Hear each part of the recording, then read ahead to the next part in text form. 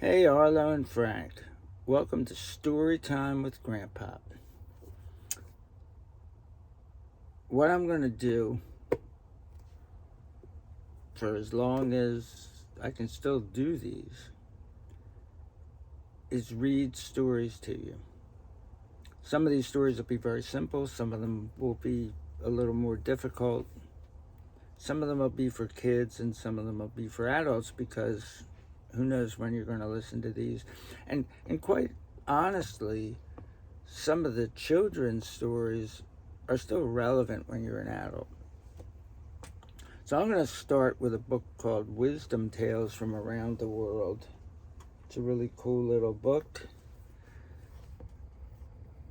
But I'm going to not limit myself to wisdom tales as I finish this book and pick other ones to read from. I'm going to do fables and myth, from mythology, fairy tales, all kinds of usually wisdom literature. Normally at the end of these things there's like a lesson that you learn. So today we're going to look at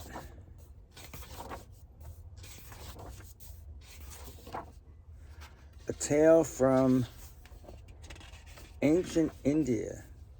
It's called the Talkative Turtle. Long ago in India, there lived a turtle who was always talking. His endless chatter annoyed the creatures who shared the pond, and they avoided him. He spent his days mumbling to himself as he climbed in and out of the water.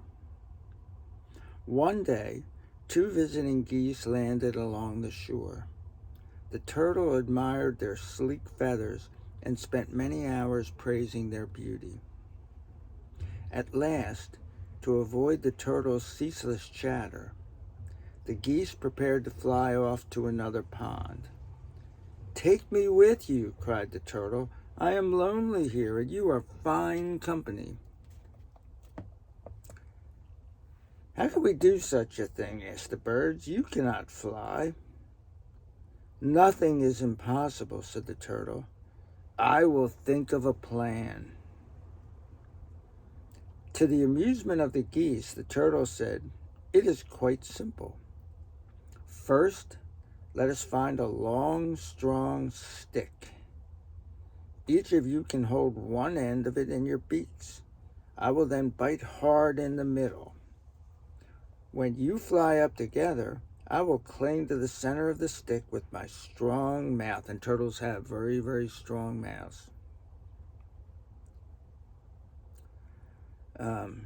That way you can carry me over the trees and we can land in the pond of your choice.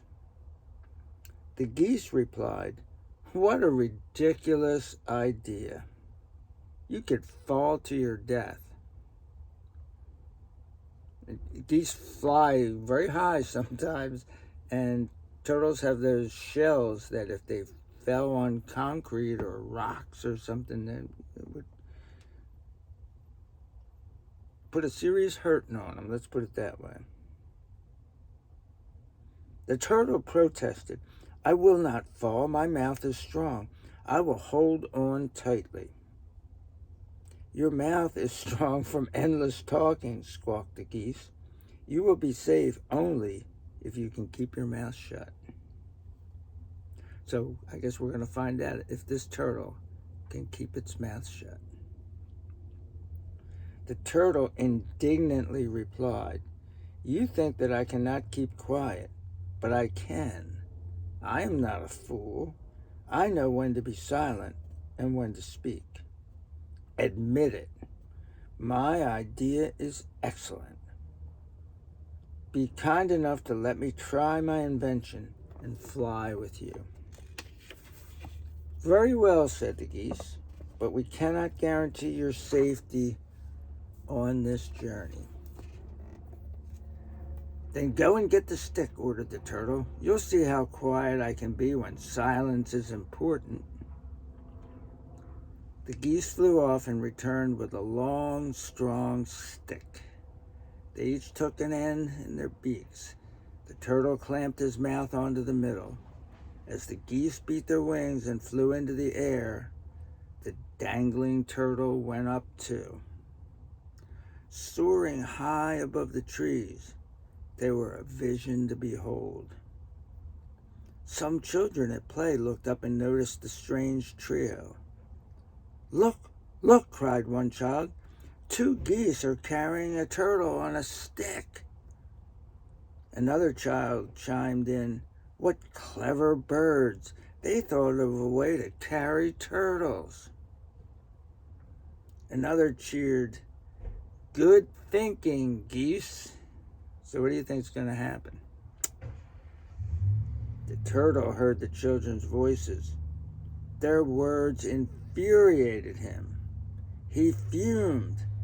They should be complimenting me for this fine plan, not the geese. Outraged, the turtle exploded with sound. So in other words, he opened his mouth and started talking.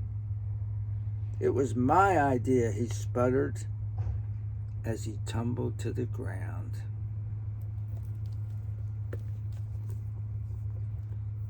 Peace out, guys.